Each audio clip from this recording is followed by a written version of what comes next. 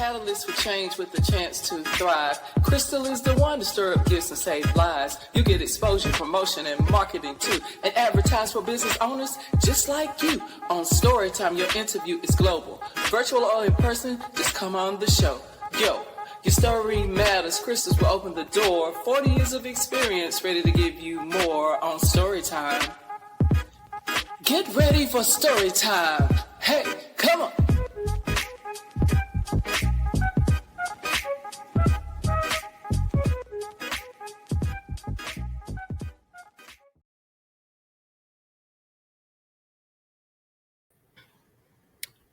Good evening.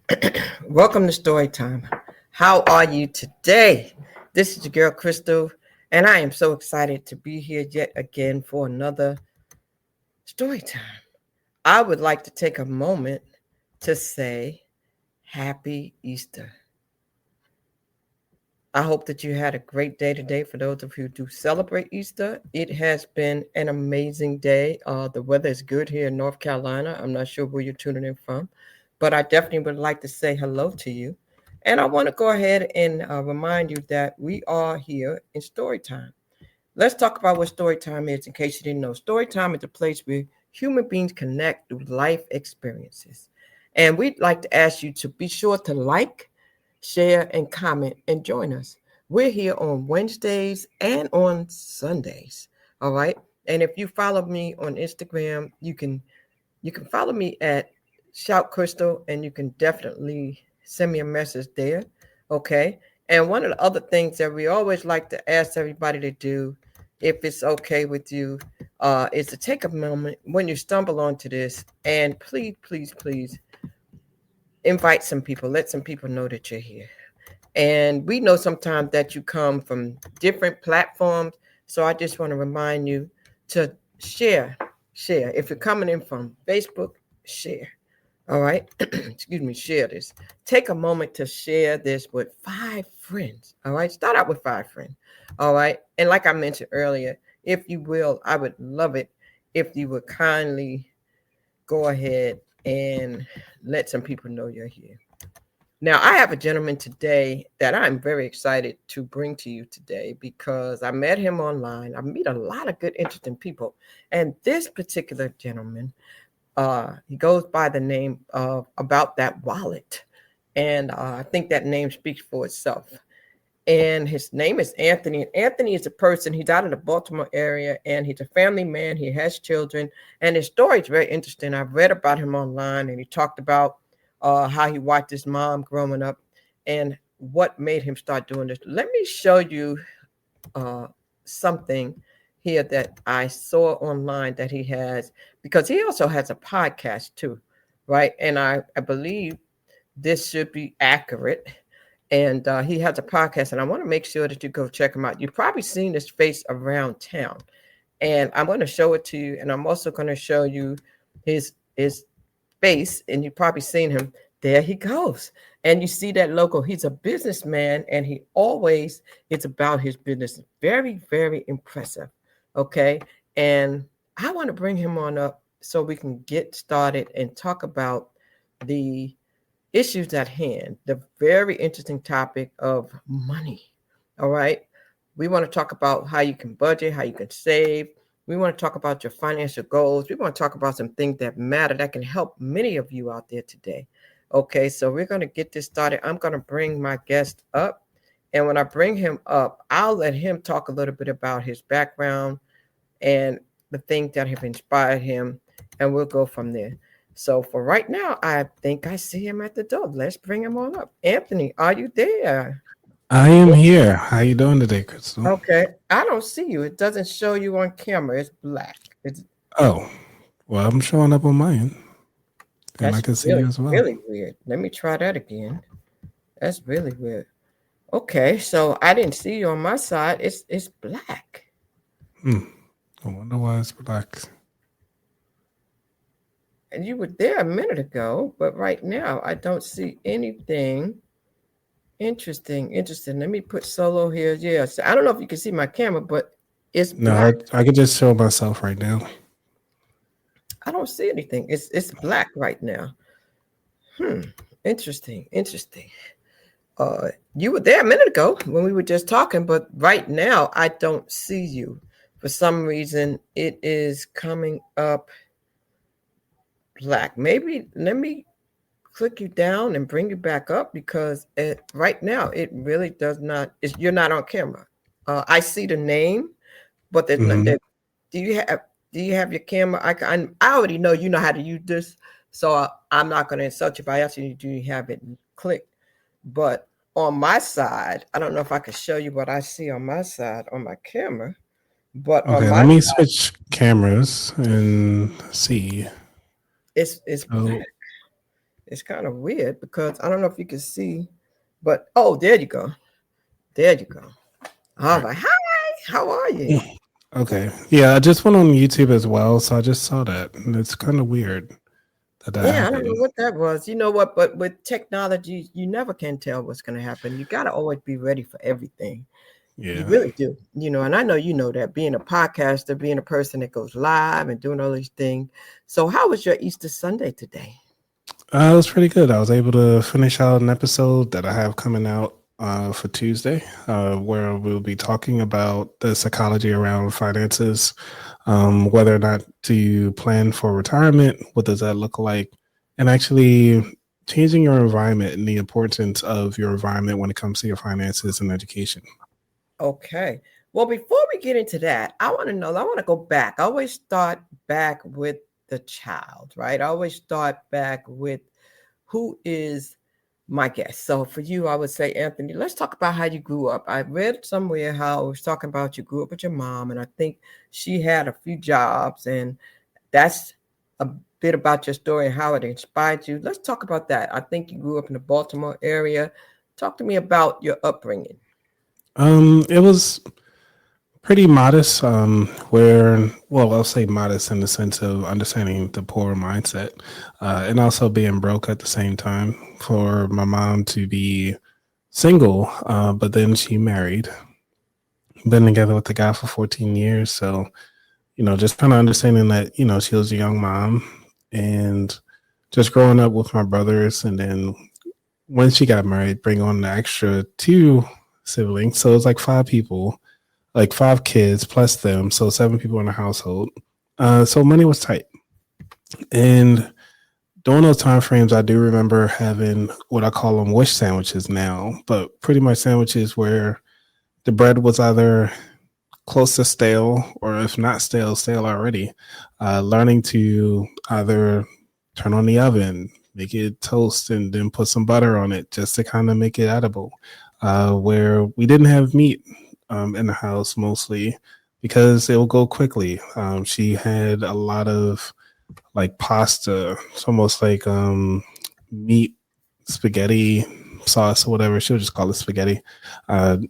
Heavily on the sugar in the time frame. So sugar in your spaghetti. And then also you have like sugar and grits. That was something that came up.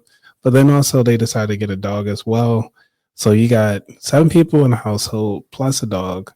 Got to get dog food and then try to make sure all this happen while working 2 jobs, and the husband was also working another job as well.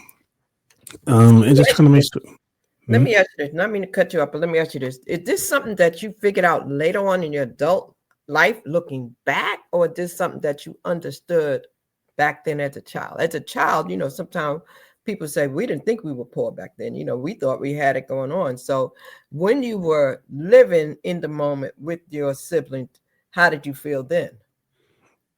I didn't feel like we were broke because that's all I knew.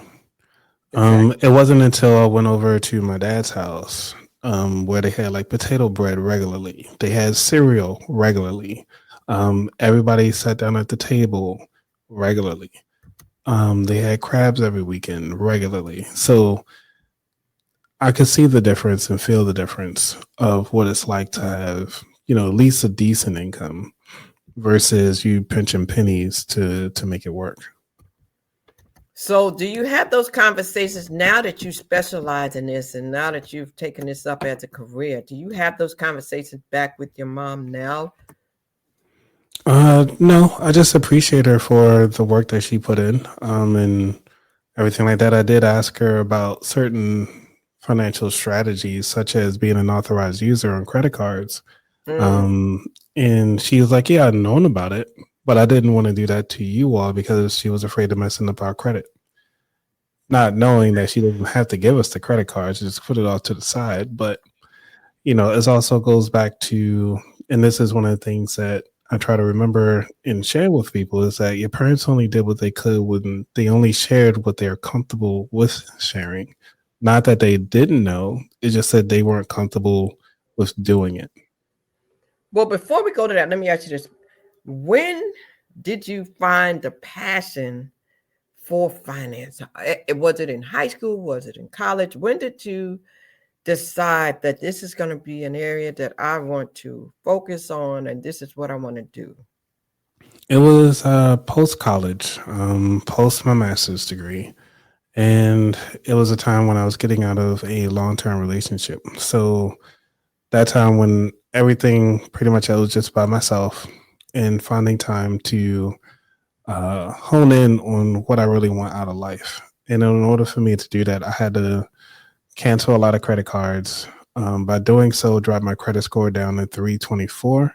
And so I was able to bounce that back up to 650 within 3 months.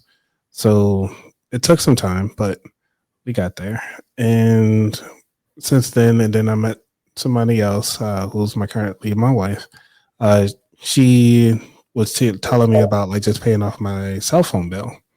And because of that, that kind of got me thinking what other things in my life or in my finances that I'm not privy to or haven't asked to say hey, this is actually possible. Because I've heard of people paying off their cell phones, but it wasn't until I got a job where people are a lot older than I am that were actually paying off their cell phones when they buy them. So now to this day, I still purchase my phones outright. I do not do those little payment plans or whatever. And I don't even lock myself into a plan that that these carriers have because of it. So I do all prepaid because it's a lot easier. You don't have to worry about those tacked on fees. And to let people know right now, I think AT&T has a plan where you can buy for the whole year for $300 for your cell phone plan. So I just locked into that. I was like, I don't have to worry about my cell phone bill for the next year and for the next 12 months. And it's amazing. So I can tell that you be ready to go right on in, boy. You be ready, boy. You be like, okay. So I want to go back first before you go into that, because I know you have so much that you want to share. So you said that you met a young lady and she shared some information with you that sparked your interest. And when you learned that, that's where the behavior patterns started to change and you started to want to change your habits, I take it. So no, not that far. So she got me into thinking about paying things off. So looking at things a little differently from a paid off perspective. But savings and the habits of actually tracking and everything like that, that was during college. I have so many people that came in my life to tell me about money. It's just that it wasn't until that piece that she added on was almost like the cherry on top. Instead of the straw that broke the camel's back, this was the cherry on top for the dessert. So the dessert was being made. It's just that little extra piece that actually took it over the edge. Was okay, let me just go all in with this process. Wow. And I also remember reading something that you had said in the piece online where you said, I knew how to waste money and how to spend it, but I really didn't know how to save it back then. And that's interesting because that's probably the majority of people, unless they come from a family where people focus on finance. A lot of people know how to waste it. And I mean, that is really a thing that people do with the extra fees and things like that. And they don't realize how much they're wasting money with the habits, late fees and things like that. And I know that you will get into those things. But before I hone in on that, I just want to ask, so you have children, right? No. You don't have any children? Mm-mm. Okay. So I thought I saw something online that says, okay, maybe that was talking about your mom and her kids. That might be what it was. Okay. So you don't have to worry about children. So you just deal with taking care of this and educating people and going straight in. Okay. So how did you get started? How did you get started? Did you start by doing a class? Was you teaching in a college? Or what was the first way that you started branching out, educating people about financial literacy? It was just really with the podcast. I was just honestly, I'm just sharing all the things that I've learned along the way. There's nothing, everything about finances is nothing new. It's just depending on who the messenger is. It's almost like church. Everybody can sit here and read the Bible, but also depending on which Bible you're reading, which version you're reading, what time frame it was printed on. So you got so many different variations on who's sharing this information. So this is one of the things you got to look into. Now, I saw something out here. Is this your current podcast right here? Is this it? Is that the current one for you? So Anthony has the podcast here, and he is the one that does this. And how often do you do this podcast? Tell the people about how often you have your show and what times. Yeah, I go live every Thursday at 8 p.m. Eastern on Thursdays. And then I actually post a pre-recorded show on Tuesdays. They come out every Tuesday at 2:45 a.m. And then I also have an AI episode that accompanies those episodes that usually either come out that same Tuesday or I might do it on that Thursday just to kind of keep those episodes refreshed. So I do pretty much, I guess you could say, 3 episodes a week. Okay. 3 things a week on the RSS feed. But I don't post my live shows on the RSS feed though, mostly because they live. But I might start doing that soon. Wow. Okay. So if you're just coming in here right now, we're talking to this young man, and he is definitely a finance wizard. And he is just sharing with us about his podcast. And he has a lot of people to come on to educate you about finance. You speak to a lot of different experts, don't you? Yes. So I spoke to, well, I try to get everybody, just any and everybody has a financial story. So I'm not strictly bounded to only financial experts, but financial experts have been on the show. I've interviewed over 120 people so far out of the 5 years that I've been running this show. Wow. Okay. And that's a beautiful thing. And who would you say has been the most interesting person that you've interviewed that you really find to be the most informative? Not like to say that nobody else wasn't as informative, but who did you really get some life-changing nuggets from that just really impacted your life and the way you think about money? It's tough because every episode adds something. But the one that I have to say that I like listening to every time I even play it back myself, which is Angelina King. She runs 718 Tax Services. She comes on every year to kind of talk about the new tax codes, the changes that happens in the tax code she's an EA, which is an enrolled agent. So she actually brings that on, and I actually learn something new every year that she comes on. So let's get down to the meat and potatoes, Anthony. So the gist of it is money management. Would you say, to start out with, it has to do with money management? Yes. And why is that important?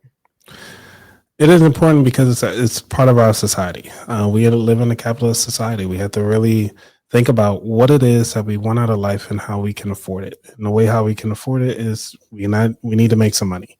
So we all actually know how to make some money because we currently keeping the lights on, keeping some of the people. If you have kids, you finding a way to feed your kids. You finding a way to make some entertainment things entertaining for your kids. You're finding ways to keep yourself entertained, especially when you're getting internet. You keep a roof over your head. I guess you call it these like the 4 pillars for your household, which is your water, your lights. You got to keep your 4 walls, your house, and then also your transportation. So once you have all of that locked in, everything else is a want. So I like the way you said, everybody has those things, which is true. Some people struggle a little bit and they barely get by to get those things to take care of their responsibility. So my question to you is, would you say in order to be effective doing those things that a person has to master budgeting? No. They don't have to master it. I'll say that because anybody can get some money and anybody can throw a lot of money to all the things that they need. A lot of people, like I said, a lot of people know how to make money. Now they might be living paycheck to paycheck, but you might have somebody who has mastered budgeting or mastered their spending plan to where they can only make about $30,000, but they also have over $100,000 in their savings account, which is a lot more than people who are making multiple six figures have in their bank account. So no matter how big your shuffle is, it just depends on what you're using it for. Okay. So how would you teach a person when they first come to you? What are the things that you ask the person first to kind of find out where they are mentally and practically to figure out how to help them? Well, the first thing I do is talk to them about where do they want to go? Where do they see themselves in the next 5 years? I know right now that they're looking for something like, hey, I just need something to pay my bills for next month. But ultimately, because it depends on your strategy, that determines your whole strategy altogether.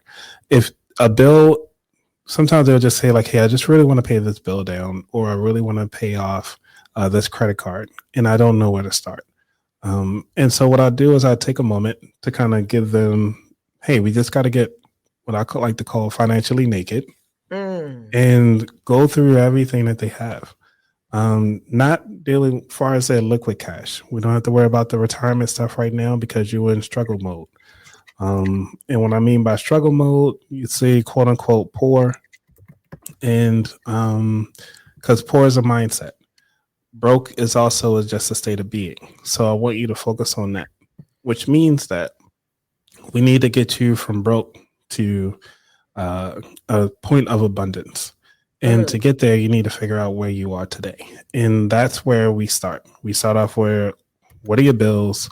What did last month look like? Because last month is a great way to start. If you want to go even greater and you want to go above and beyond, and go 3 months backwards. But we usually start with the last 30 days to kind of see, what were you spending on for food? What were you spending on for transportation? What were you spending on for your housing? And what were you spending on for water? And everything like that. So because we able to financially naked, I had to put that up. I never heard nobody put it like that. Get financially naked. That's good. I love that because that's real. That's visible. That really lets people understand, okay, tell me what's really going on. Like, don't hold nothing back. So what you're saying to them when you say get financially naked is tell me the truth. Yes. We're going to focus on the numbers, not your feelings. That's where we're going at. Wow. And so are people receptive to that when you have those conversations with them? Are they receptive? Yeah, because at this point, you tried everything you could on your own. It's time to reach out to somebody who understands it and who's not going to be here to judge you. Like, I've been there. I've been broke before and gotten myself out of it multiple times. Like, it's not a one and done. It's a cyclical thing. Sometimes it's mentally. You get your emotions riled up, or sometimes life happens and you just didn't put enough for your emergency fund. And let's talk about that, Anthony. Let's talk about, what does that mean to be broke? When you say I've been broke before, some people, they may not understand what you mean by that. So what do you mean when you say broke? Like, how does somebody know if they're broke? Besides if you're living paycheck from paycheck. Right. So that's living paycheck to paycheck, but not in the sense of where you're doing zero-based budgeting. It's paycheck to paycheck where you don't know where your money's at. And that's what I mean by broke. Just kind of look up, you're like, man, I just got paid and now my money's gone. So that's what I mean by broke. Wow. So you are taking clients that you help to go through these strategies and change their spending habits and do all these things? Yes. So in addition to having a podcast, you also do this full time and you take on clients. So is there a place where they need to go in order to sign up if they're interested in finding out more? Yes, they can go to my website aboutthatwallet.com and sign up that way. But I don't do this full time, so just to let you know. Even though I do produce a lot of this stuff and put everything out there, I would like to do this full time, but I don't at this time. What do you do for a living otherwise? Oh, I just teach at the government. Nothing special. Okay. Yeah. Okay, so you're a teacher by trade. All Yeah. right, but they can go to aboutthatwallet.com to register and find out more. Yep. Is that right? Yes. Okay, so I will definitely put that up there so they can do that and so they can go find you there. But now I want to ask you this. How can a person track their spending? Let's just say they heard you say that and they're saying, you know what, I want to do better. I want to be able to track my spending. I'm tired of getting a check, paying my bills, and trying to figure it out. What's your advice on that? Get yourself one of these. It's a big calendar. But this is how I started. Let me see if I have my old numbers in here. This is from a regular, just a good old-fashioned calendar. Good old-fashioned 12 calendar. months on it. 12 months. The reason being is because a lot of people are visual. Even though they think they can listen and try to figure it out, but you need those visual reminders. And it's almost like a roadmap that you have written out for yourself. The reason why I say the calendar is because it's physical, it's tactile. You taking the time out to do it. And when the month is there, you can go on and track the next month. Okay, when my next bills are due, go ahead on and start having those money conversations. Okay, well, I got these bills due on this day. I have this due on the next day. And the cool thing about it, because this is the way how I started, and I actually created something called the Simple Budget Calendar. You can also get that from my website as well. I think I only have it for like $5, so you can download it. And it's good. I mean, because you can start any way you want to throughout the year with that particular calendar, because the months are blank and also the days are blank. So you can go ahead on and just write in when you're starting and go from day one. Mm-hmm. But also on top of that, it actually has the what are your bills, so you can actually track all your bills. So instead of on these calendars, they got like the animals up top. I just have it with all of your bills. When are they due? How often are they due? What are the interest rates are, and what are the minimum payments for each one of them? So in other words, you can come when you meet with me. We'll go through that particular calendar and kind of guide you through what are your current income, how are you going to split that out? Because at this point, you're actually telling every dollar that you get where to go. And this is called zero-based budgeting. Mm-hmm. So discipline, I'm going to put it up there again, y'all. I'll be posting it up there. But he said you can purchase the Simple Budget Calendar on his website. Okay. And again, the website, I put it up there, and it's the same website where you can sign up to register. That's the same place where you can get the calendar, aboutthatwallet.com.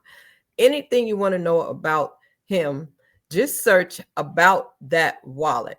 Anywhere, everywhere you look, you're going to see that face. You're going to see him, About That Wallet. That's what it's going to look like. You'll see this face around the internet, and you'll know that you're looking and listening to the right person. Just look for him. You'll see that logo on his shirt, and you'll know that you have the right person. About That Wallet. Okay, so that's how you know you got the right person. All right. So now, so they need to know about their bills. They need to be able to identify everything they're doing. Let me ask you this question, because this one sneaks up sometimes on me. And I know when I'm doing all my numbers, a lot of times, do you find that people lose track of their subscriptions? You know, subscriptions are things that can catch people off guard, because you'll sign up for something and you might forget you signed up for it, especially if you're an entrepreneur and you go and you get these things and you have these websites and you have these services and you're like, wait a minute. So can you talk about that for a minute? How did the person keep track of their personal versus their business expenses?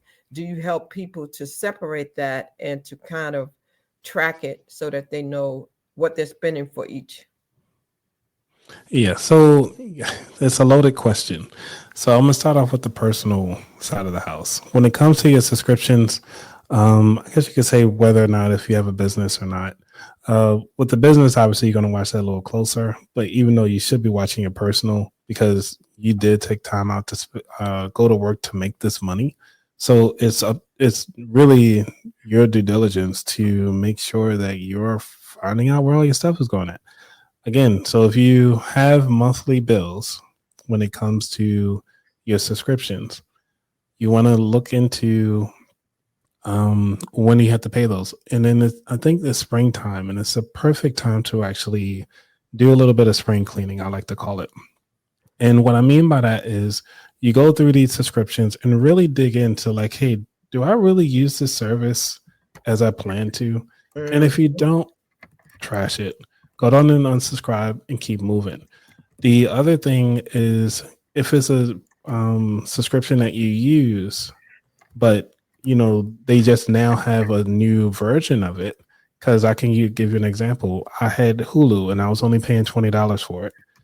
I went on there because I was about to cancel it, and then I found out that they actually had a bundle with Disney Plus for only $2 more. So I was like, well, let me just go on it. No, it wasn't even $2. It was 89 cents more. For 89 cents more a month, I was able to get Disney Plus and Hulu. And that's what kept me on there because I was like, yeah, I do watch Disney and I watch Hulu more than I do even Netflix because, Netflix is there, but I'm like, I haven't seen anything that I really want. And if there's something that I want, I can binge it on a weekend. So I could just go down and get a trial version of Netflix. And then once I'm done watching what I want to watch, cancel it. It's that simple. So spring clean, y'all. Every so often, go back, look at what you're spending, whether it's a subscription or a service or just something that you're doing on a regular. Maybe it's a gym membership and you're not going, but you're paying for it. I've been guilty of that. I paid, and when I stopped, then that's when I decided I want to start going. But I paid, $50 a month for something and not even going, and it's like, then I'm like, man. And then because when it got cold, I wasn't going to the water. I like to go in the water. I like to get in the jacuzzi. I like to do it, use the services. But sometimes in the wintertime, I might decide I want to go to the gym there because they have a gym there too. And they have the services with the Zumba. So I said, no, let me keep it because I might use it. Did I use it? No. So 5 months and I didn't use any of it. And I'm like, that's just money wasted, Crystal. And a lot of times you can contact the people and they will let you suspend it for a while and you don't even have to cancel it. So that's good to do too. So these are things that can help you in areas. Now, let me ask you this. Do you recommend a certain amount or do you have a formula for helping people to decide how much they should save each month?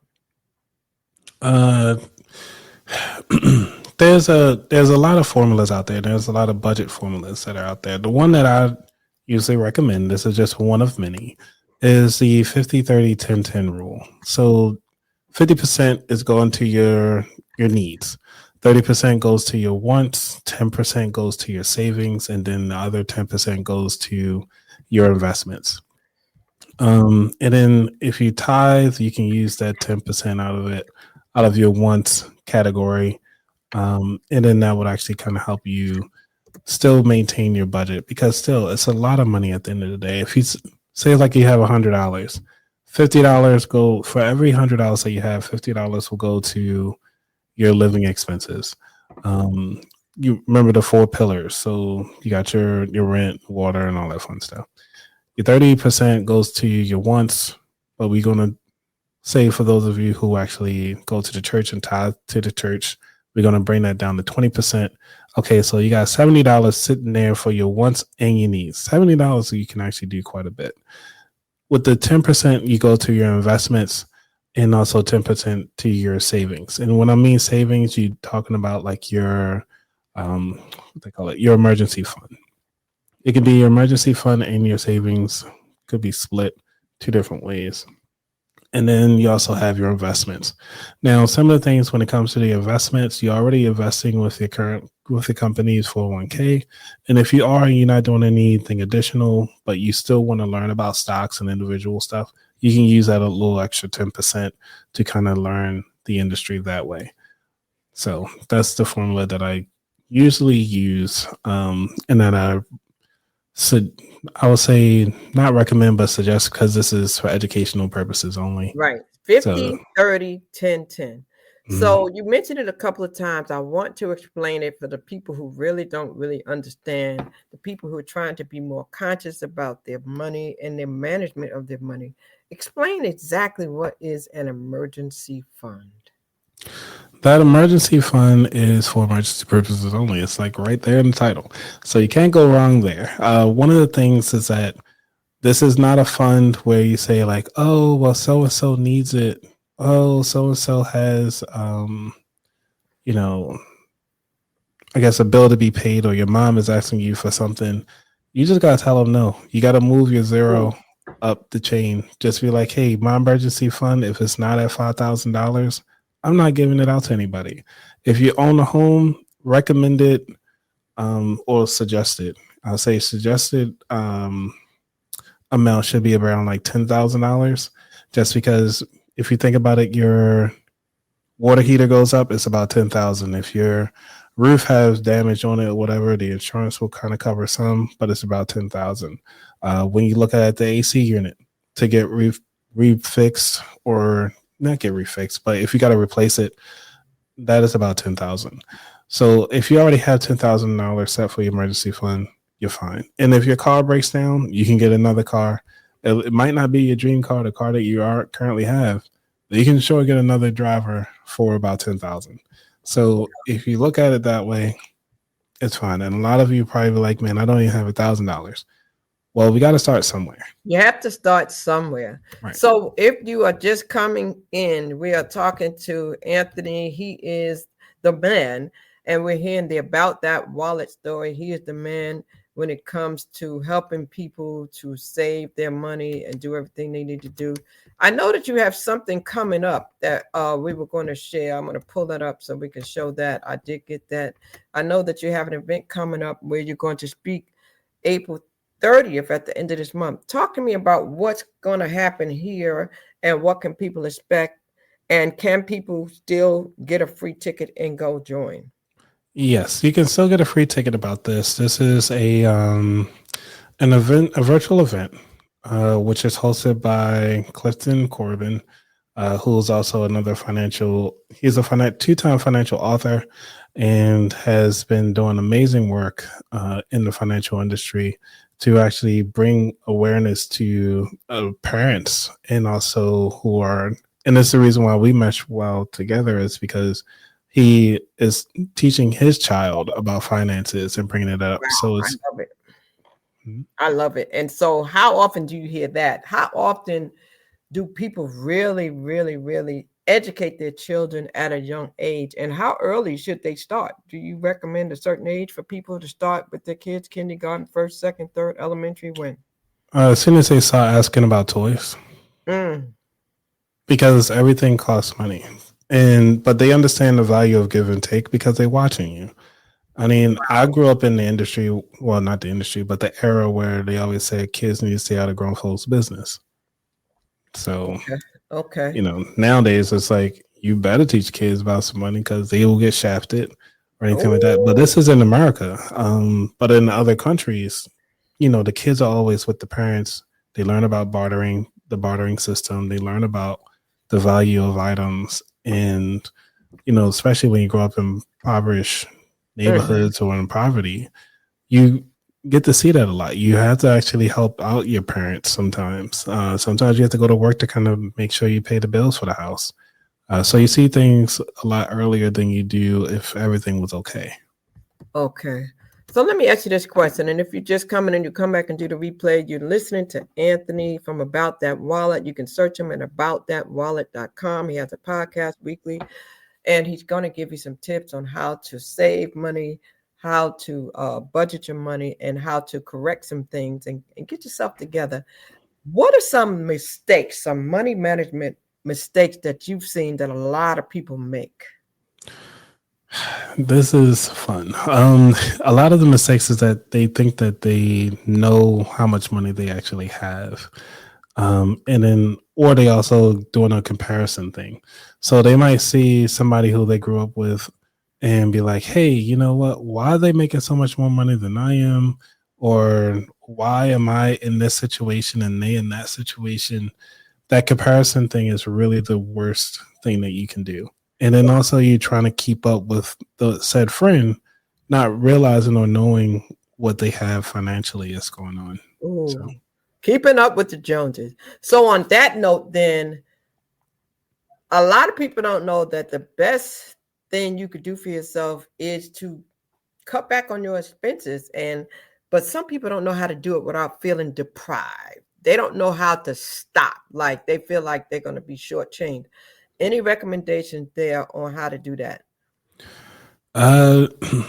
Well, this goes back to the habit loop, which is coined by Charles Duhigg. You start off with, your trigger, and then you go through your routine, and then you get your reward. So that's called the habit loop. Now, the thing about it is that when you're talking about your entertainment or you're feeling your feelings and your funds and all that stuff like that, that is your reward of the thing. What is you're talking about is how are you going to get to that reward of euphoria when you go get that entertainment? The thing about it is that routine. Okay, the first thing you do is what? You go to Instagram, you talk to a friend, you talk to a family member, or you look at somebody that you grew up with and seeing what they doing for fun and think that's what fulfills you. So that's your routine, right? But now let's take it to another way of thinking of, do you need to spend money? Start asking yourself when you feel triggered, like, hey, I need some entertainment in my life. What do you do? Now that's where you go and start looking into, hey, I can utilize my local parks. I can utilize the Parks and Rec that is recreation that's in my area. They have a lot of free activities for you. Low cost activities, actually. So if you want to take those spin classes instead of, like you said, Crystal, you got a full gym membership, you can actually just take those classes with your local community. They actually have those Parks and Rec activities for like pennies on the dollar. I'll say like $7, $3. You can go in there and take a full spin class. And spin classes just on their own, if you want to go to a gym, they cost like almost $50 to $100 just to be one class. So utilize those things that are locally. So you have those options. If you don't have the money to buy the equipment for these particular sports, ask somebody if they have them, if they're not using it. I like to go bowling. So I decided to buy my own bowling balls, my own shoes. I mean, granted, it's a lot of money up front, but every time I go, I don't have to spend that extra $5 or $6 for some extra shoes. Because after the third time, I could have after the fourth time, I could have bought some shoes from off Amazon and I don't have to pay for shoes anymore. So it pays for itself after the fourth time. So it's like, why not? The bowling balls, that's a little extra because I was like, I don't like the house balls, but that's just an example of really honing into your entertainment. What is it that you really want for that fulfillment and what is triggering you? Once you understand your triggers, then you can start changing your routine that also still give you that same high, that same euphoria that you wanted out of anything. I mean, just think about it. Wow. So you have to understand your triggers that cause you to spend. Yes. And then you have to set realistic financial goals. You have to want to set financial goals. But a lot of time I wrote that and put that down too. Understand your triggers that cause you to spend, because a lot of time people don't stop to think, why am I doing this? Why am I out here? Am I lonely? Am I bored? What am I being? Oh, you're explaining HALT, which is the same thing for addicts, for recovery. It's the same thing that we got to use in our spending. So HALT stands for hungry, angry, lonely, and tired. So you got to look into those. Wow. Hungry, and so HALT. Okay. Yes, okay. HALT. Wow. So over time, you must have attended a lot of workshops and did a lot of studying. Did you go to school for finance also? No, it's just one of the things, like I'm interested in it, so I take time out to learn the process. So my undergrad is in elementary education, and then I went on and got a master's in applied information technology, and then I got a post-baccalaureate in database management. So, Wow. understanding, finances is always intriguing because it changes every year, mostly because of the taxes. But the bulk of it, if somebody's not talking about how to save money, how to make money, which is and spend less than you earn, that's really all you need to know about money. Everything else is all feelings. So everything that we're talking about right now it's all feeling based. So what is your take on building generational wealth? A lot of people talk about generational wealth. A lot of people talk about making sure they make good, smart decisions. And sometimes our race doesn't do a good job of that, to make sure we pass down things to our children and our children's children. What's your take on passing down generational wealth? Well, the short answer is that it's not money related. It's educational based. And what I mean by that, so Crystal, you have a famous way to make like your famous, let's say like your famous turkey for Thanksgiving, right? And the way how you basket all the time. And when you were growing up, the pans were a lot smaller. You had to break the chicken legs to make sure everything fit in there, right? You make it every year. Everybody like, man, your turkey tastes so great. How do you do it? And then, you share it off with your next generation. That generation will start doing the same thing. Even though they got bigger pans now and everything look all fancy, they still break the legs off. They still shove the turkey in there, still basking and everything like that. It takes so well. The generation after that will be like, why are you breaking the legs off when the whole turkey can fit in there? And they be like, well, that's what I learned from Crystal. And then they was like, but then they go ask you, like, why did you break the legs off? And you're like, well, I needed to fit in the pan. Not knowing that was the whole reason why you were doing it. They were just following you. And that's what I mean by generational wealth is more of an educational thing. So if you're only passing down what you're comfortable with and what you're learning, instead of them going out and teaching them how to take what you've given them and advance that in itself is almost like you got to pass that baton on. So I don't really like the generational wealth thing. Everybody keeps saying, well, it's materialistic. Yeah, just go get a house. But if the house isn't selling or providing value or providing an income for the family, then it's just a broke asset. Like it's a liability at that point. Say that again. Or if you don't keep the house up and you pass down a big headache. Right. Because if you think about all these mansions, right? These mansions cost money for upkeep. So granted, you can go big and, you got this mansion and everybody moved out because, I guess you could say statistically, we all move out of the house because we were taught just, hey, you got to get kicked out the house at 18. Then you got this big house for nothing. So now you back downsizing. Nobody's there to take care of you because everybody has moved out to another state. Nobody wants to take over your business because nobody want to do that business. It's because you can have a farm, 20 acres, and nobody want to take care of those acres. Nobody want to deal with the headache. Millions of dollars that you got to do for upkeep, cattle, if you're a cattle farmer, if you're a horse farmer, rabbits or whatever. Like you got to maintain the killings and make sure you're going to do with the bloods and everything like that. So like who are you really doing this for? And did you have that conversation with your children? Because And they didn't ask for this. I definitely understand that because I saw that and I experienced that personally. So I know exactly what you're talking about with that, with the properties and everything. And it does make a difference. It really does. So, and having the conversation matters too, especially when it comes to passing things down, because you might find that you might give somebody something and they may not even take care of it or do what you think they're going to do. So you might want to rethink that too. So we talked about the mistakes, right? What are realistic financial goals? If someone is they listening today, they said, you know what, I get it. I need to change my habits. I figured out my triggers. I'm doing all the right things. Now I want to set some goals. I'm going to start write some things in the calendar. What is a realistic starting point for a goal? We got to do with the SMART goals. I know people tired of hearing it, but you got to be strategic, got to be measurable. What is the A? Accountable, got to be realistic, and then got to be like attainable. So one of the Yes, things, that's smart goals. Yes, yes, yes, yes, yes, yes. and the most important thing, like you said, to be realistic. So the best suggestion I would say really is to start with the 50 30 10 10 rule. How can you make that particular strategy work for you? Now, you might not like the 50 30 10 10. You might like the 60 40 split, depending on what you want.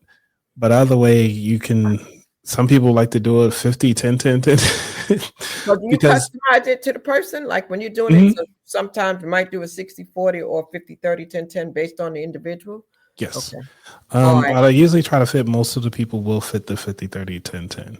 Mostly because, everybody has wants, and that's where the wants come in. Like if you want to travel, you want to take your kids out for the Yeah. weekend or whatever, like Yeah. those things cost money. And how are you actually fitting in fun in your budget? And this is where that fund will come from. But now two things that are very important, right?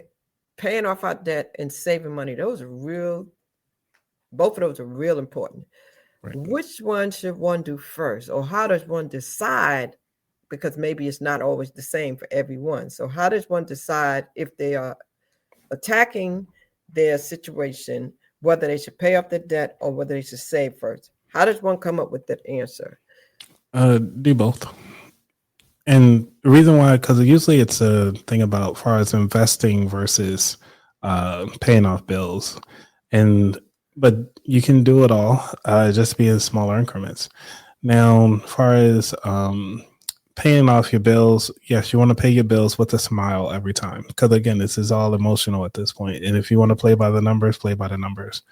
But when it comes to I'm sorry, it was saving versus Paying off debt and saving. yeah. Do So which one first? And you said you can do them both at the same time. right. So you want to put your most money. Think about it this way: if you have a credit card with like 18% interest, there's nothing that you can invest in that will ever give you 18% immediately, especially in the stock market. So pay off your bill, especially if it's a credit card bill. If it's like a mortgage or something like that that's sitting around, usually I think currently right now they should be hovered around 6.1, 6.2%. Just continue on and pay that as you normally do. And this, if that's the only bill that you have, then start tackling out your savings, and then you can start looking into your investments. Now we got to look into your what is your emergency fund goals? So is 5,000 enough for you? Do you feel comfortable with 5,000? But the reason why I want to change the mindset around the emergency fund is because right now a lot of people are losing their jobs. So how many months can you go from your emergency fund if you were to lose your job today? So some people be like, hey, I need 30,000, because it depends on your industry. If you're a nurse, you might be able to get a job immediately. If you're in IT, that could be almost like a year or two. If you're in engineering, that's almost like a 2 to 3 year wait just on trying to apply for different jobs. If you don't believe me, you can talk to other engineers and actually ask them, well, how many job applications have you put in, and when have you actually gotten hired from those, or just even an interview? So you have to look into that. Wow. So it depends on your industry heavy. So you need to look into that. So if you're just coming in and you have not heard, we're talking to Anthony Weaver, the podcast host of About That Wallet. He does this podcast every week. He has experts come in to talk to you about different topics, and you can tell that he is always giving you different ways to save, different ways to budget, different ways to pay off debt, everything you need to know about that wallet. Okay. I love that topic. How'd you come up with that name, About That Wallet? I'm sure there's behind that. It took me a couple months to figure that out. Because I was looking at, just utilizing my initials. And so it just took me a while to kind of figure out what I should put that. Oh, that is your initial. That is genius. Okay. You did good. You did real good. Wow. I didn't notice that, but you're right. A Weaver, About That Wallet. See, there's a marketing strategy there. There's a branding tactic there. You need Yeah, to and I did the coloring down. based. I did the coloring based on the Jamaican flag colors because it was like, green for the money, gold. Wow. Yeah, gold is for the gold, and then black is for the people. Wow, that's really, really good. Great job doing that. That's really good. That's really smart the way you did that. So once again, ladies and gentlemen, also he has something coming up, and we'll put this back up here again for you too, so you can see it. If you're interested, you can go sign up, and this is going to be free. It's going to be virtual, and he is going to be one of the panelists, and it's going to be April 30th to May 2nd. So it's virtual, so it doesn't matter where you are, and he's going to be talking about finding financial stability as a member of the sandwich generation. Now, talk a little bit about that. What did that mean? What financial stability as a sandwich generation? Yes. So a lot of people, as a sandwich generation member, you actually have money is already tight because your parents are asking for something, and then your children are always asking for something. But then, depending on what type of sandwich you are, you might be a club sandwich where you got your grandkids that you're dealing with, plus your parents. Or you might be that middle parent, that middle child, where it's like you just have kids, but you're dealing with your parents and your grandparents in the same household. So everybody is asking you for some money or at least some type of support or care. And or you might, because usually I could see that happening in a multi-family household. And with that being said, it's like, okay, well, everybody got to pull together, make this happen from a financial standpoint of, well, who has the money? Can everybody come together? What are those conversations like on a monthly basis? You're having more money conversations. The less conversations you're having and the less boundaries you have, the more headaches you're going to have in the future as well. So you got to have these. So go sign up at raisinggenerationalwealth.com.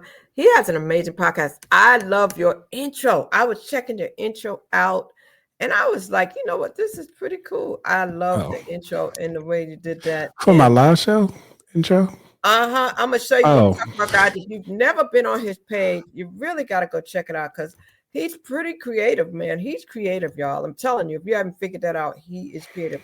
Let me give you a sneak peek so you can see what I'm talking about. I'm gonna let you see in 1 second what I'm talking about. Well, while you pulling that up, I do want to share. I'm not sure how much time we got left, but I do want to share the bike method. I haven't coined. I need to write it out on my website, but it's called the bike. Your website? Okay, so let me. No, I don't have it. I need to put it on the website. Is it? So where's it at? Do you have it? It's on my brain right now, and it's also been in my newsletter. I haven't put it out yet. It's in your brain. Yeah.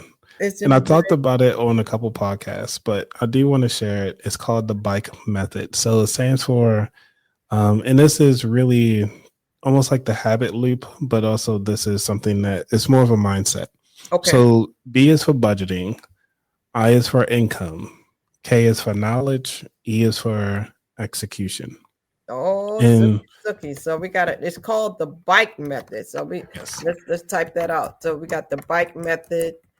And this is what you need to know. So once again, you said budgeting, and then I is for income, and K is for knowledge. Okay, and then E is for execution.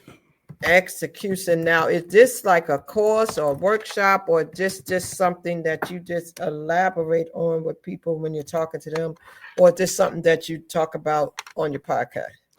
This is something that I talk about on other people's podcasts. Oh, okay. Because it's something that a lot of people try to figure out when they're trying to figure out finances. This is kind of the method or the cycle that kind of works out the most. And so I have to have you come back to actually. So I've been asking you like general questions, right? But it sounds like I have to have you come back just to hone in on a particular strategy for something, whether it's to talk about the bike method and to resolve a particular problem. Is that what I need to do? Bring you back to resolve, like how to pay off your debt or how to start a budgeting plan or something specific. Is that what we need to do? Because I know today, for the people who might have never seen you before, that'll come back and replay, they'll understand who is this guy, and then they'll go and they'll pull you up. But so we got to do that for sure. So, or to be grammatically correct, we have to do that for sure. So The bike method. Give us a overview of what that is. Yeah. So budgeting is the first thing you need to do. And obviously, figure out where all your money's at. I is for the income. You need to figure out how you're going to increase your income, either staying overnight, do you got to do Uber or something like that to kind of help build up your bucket to kind of start paying off some of these bills. Then we get the knowledge. So where are you going to go get your knowledge? Are you listening to podcasts? Are you reading books? Are you attending seminars? Are you going to different places, changing your environment? This is where that comes from. The execution side of the house is actually taking action on those things that you just gained. So because what's knowledge without doing anything with it? It's just a dream at that point. You just know about it. What's your income if you're not doing anything with it? It's just money piling up. Okay, what's your budgeting? It's like if you don't have that, this is just kind of going anywhere. So this is where the execution, it kind of ties everything together. Now, the beautiful thing about it is like if you fall off your bike method for any reason, it's just like an actual bike. You can always pick it back up. Start back with budgeting. Start looking at your income. Sometimes you already have the knowledge. So you already got the knowledge of riding a bike. You just fell off. Let's get back on it. You can skip the knowledge piece, start doing it the execution again. So, that's why I look at it. So this needs to be like a class, Anthony. You need to teach this like a 6 or 8 week class or something. Oh. This is not a one-time thing. This needs to be something, like when we were in college and we went to class and you had to go see the professor twice or 3 times a week. You have to, in order for people to get this, you really need to teach this. Like I'm just suggesting, if you haven't done it before, maybe this is a workshop that we might need to do or something, because you have some really great methods, strategies, and ways for people to do it. But it probably can be overwhelming if they are just listening to something. It's information overload. You know what I mean?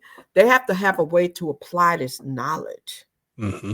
Do you agree? Because we can pull up videos and go watch YouTubes and all this stuff, but it's information overload. Yeah, and nobody's not doing nothing with it. You know what I mean? That's where the E comes in. You gotta take action. But sometimes if you don't have no accountability and you don't have no one to hold you to it, like if you have a workshop or a class and we hold people accountable, okay, so this is your homework. This is your assignment. The first week you have to do this. Bring your bills, do this. And now let's talk about what's the budget.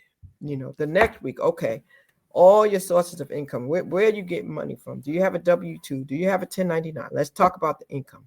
Okay, let's talk about the knowledge. Let's talk about what you need to know. How what are you missing? What are you not understanding? So I think that it may be something that I might be interested in talking to you about doing, because that kind of stuff is important. I know that a couple of years ago, about 8 years ago, I really started loving something a lot of people don't talk about either. I started loving passive income. A lot of people only think about linear income and paying, working hours, getting a check. You know what I'm saying? A lot of people don't understand passive income. So I think that's something else that I like for people to understand. Well, you can build passive income while you're working. Because I do that at work. Because I set up so many automations at work that I just show up. Yeah. I only work like 20%. No, some people have no knowledge of it and they're not doing it. Like they're only getting a linear income. Like our parents, when they came up, a lot of that stuff wasn't happening. A lot of stuff that's going on now, everything is evolving and changing. You know what I mean? Yeah. So we have to continually educate people on this stuff. Yeah, because passive income is not really passive. You have to put in the work. And it's a lot of work. Yeah, you got to do something. But the passive part comes in where there may be some things that you can earn money and you're not doing anything. You may have done something one time and you're still earning. I call that residual income, but I won't call it passive. That's residual. Yeah. That's the other one. Residual and passive. Those are the two. Those are the two that I like to talk about, the people passive and residual versus linear, So I think that what you're doing is so needed and it is so good, because so much on the internet is about entertainment, drama, negativity. So I just appreciate you for what you're doing, because it's all positive, it's all inspiring, it's all uplifting, it's all helping people to get their life in order and do something that's necessary, So I appreciate that. So I'll ask you a few more questions. I won't keep you long. I want to ask you, debt consolidation. A lot of time people think that's a good thing. What is your take on debt consolidation? Do you recommend it? Is there a strategy to it? When should one not do it? I know that's like 3 questions I just asked, but debt consolidation. Yeah, it again, this is all depends on the person's financial situation. Because it really depends on if they have a lot of bills together and they just don't know what to do. And it's a lot easier for them to consolidate their debt into one smaller bill, depending on where they at. Secondly, there's a way to do it without having it consolidated. And this is one of the things I like to have is not to consolidate debt because you want those short wins. If one of the debts are smaller than the other, let's knock it out first, which is considered like the snowball method. Go down and knock out the smallest bill first before you start tackling the highest bill, regardless of the interest rate. Then you got the avalanche method, which is focusing on the interest rate before you start focusing on anything else. So if whichever bill has the highest interest rate, you want to pay that off first because you'll save money in the long run. So when you can talk about consolidating, you can consolidate, say if you got a low interest rate and you got a high interest rate one, and you can kind of meet in the middle with that kind of interest rate because it'll work well with your budget, then that's also an option. So consolidating, yes and no, it really depends. Now, let's talk about the risk and the benefits of the settlement. Sometimes people think about consolidating, and then sometimes people get those calls where people offer them settlements. Do you ever educate people on settlements and whether or not they should use those settlements? Again, it goes back to it depends.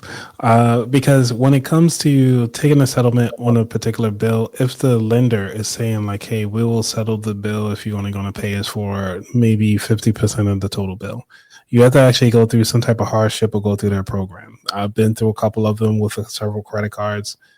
Just be like, hey, I'm going through some hardship right now, and they work with you.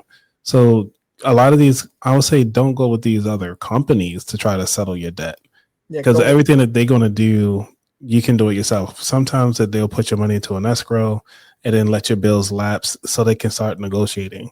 You can actually negotiate with these banks sooner when you're saying like, hey, you know what, life changing right now, I had to move out or something like that. They will actually pause. They can actually put a pause on your interest rate and pause on your payments. They can move your payments to another time, especially if you're current.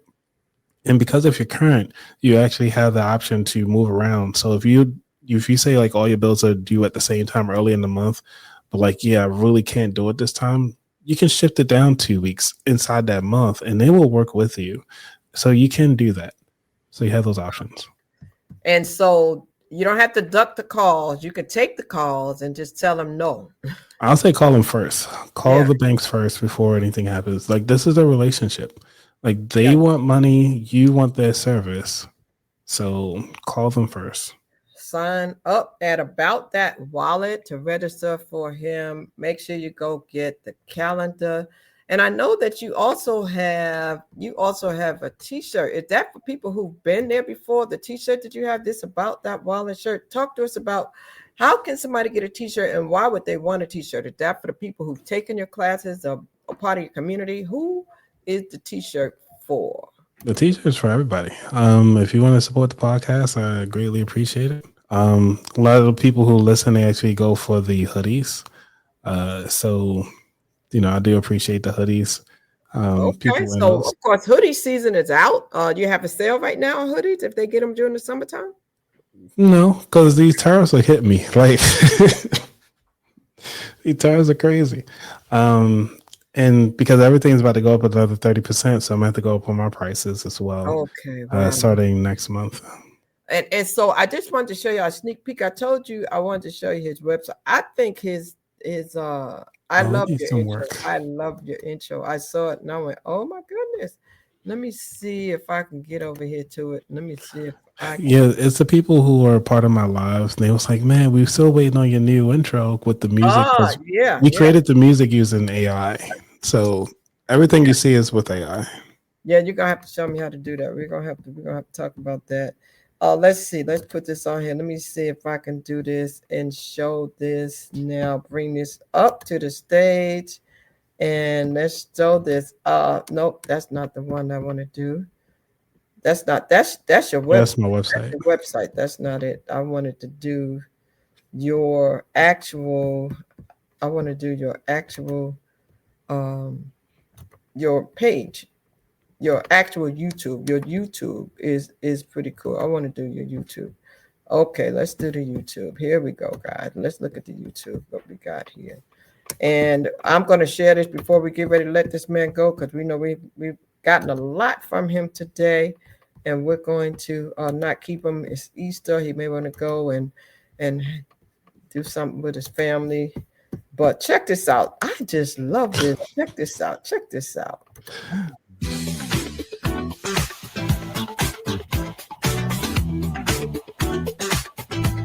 So creative.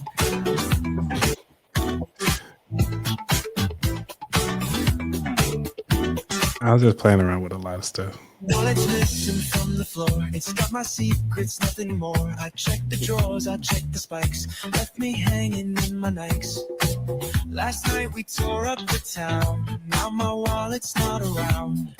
I love it. All the paid smooth. Pay my debts and start anew. Hey, hey, where'd it go? My cash, my cars, my flow. Don't you know what's gone? Now I'm broke from dusk till dawn. Dancing lights and screaming bass. Yeah, I did all this. I did all this with AI. So cool. That is so cool. Now my wallet's gonna slip. Now, do you do all that? You do all that yourself, God. You see how creative he is. my You gosh. see how creative he is. You have to go ahead. I'm telling you right now, follow him, get with him, let him show you the way when it comes to the finances. Get the t-shirt or the hoodie and sign up for the class that he has where you can go and learn virtually once again. You can come and you can sign up right here for this class. You sign up at raisinggenerationwealth.com, raisinggenerationalwealth.com. Anthony, my goodness, you've shared a lot with us today. I thank you so much for letting us pick your brain.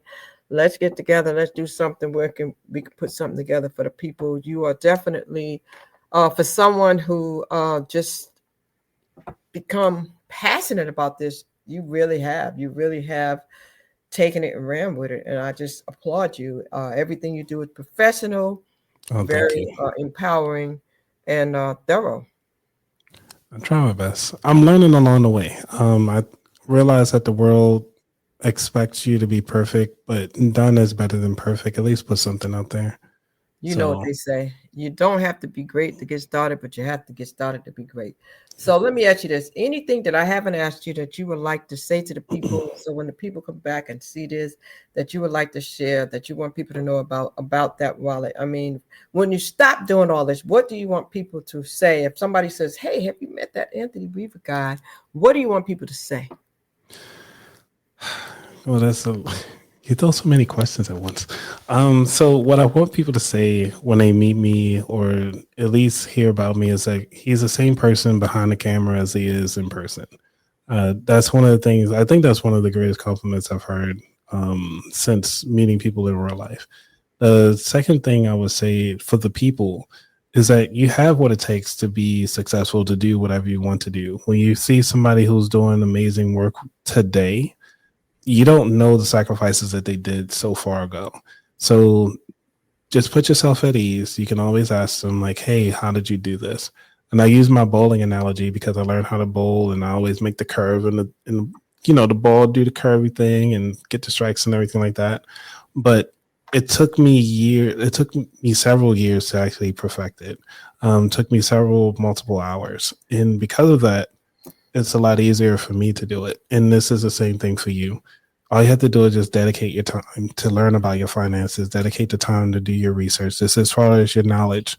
And when you get used to executing, you already been broke before. So you know what that feels like. You know what you've been through. Let's get yourself out of it. Now that you're on the other side of the end of the brokenness, Let's go down and start growing your money. The world is abundance. Remember, the world does not have a budget. You do. So let's make it happen. Wow. On that note, ladies and gentlemen, you've been listening to Anthony Weaver. Go check him out, About That Wallet, on everything. You've been watching Storytime. We're here on Wednesdays and Sundays, and your story matters. I'm your Hope Catalyst. My mission is to stir up, to give, instill hope, and save lives. And time is of the essence. You only have just a minute, only 60 seconds in it. It's not, well, basically, it's really been forced upon you. You can't refuse it. You didn't seek it, nor did you choose it, but it is up to you to use it. You will suffer if you don't use it right, okay? So you got to give account if you abuse it. Okay, it's just a tiny little minute, but eternity is in it. So on that note, don't waste time. Get over there to aboutthatwallet.com. Check out Anthony Weaver. Go sign up for the virtual page and check us out. Like and subscribe to both of our channels, About That Wallet and Storytime with Shaw Crystal. And we'll see you the next time. Thank you so much for sharing your time, your space, and your energy and your knowledge today, Anthony. And we will get with you soon. Ladies and gentlemen, you've been watching Storytime. Thank you so much. Happy Easter once again. And next week, we'll be coming with the culture of the unspoken word. On next Wednesday, we have some poets coming in, and they're going to give you some spoken word. It's going to be really interesting. If you've never done that with Lene and I, Herbal Butterfly, you want to tune in. You want to set your notifications. Until then, see you next time on Storytime. Thanks, Anthony. A catalyst for change with the chance to thrive. Crystal is the one to stir up gifts and save lives. You get exposure, promotion, and marketing too. And advertise for business owners just like you. On Storytime, your interview is global. Virtual or in person, just come on the show. Yo, your story matters. Crystals will open the door. 40 years of experience, ready to give you more on Storytime. Get ready for Storytime. Hey!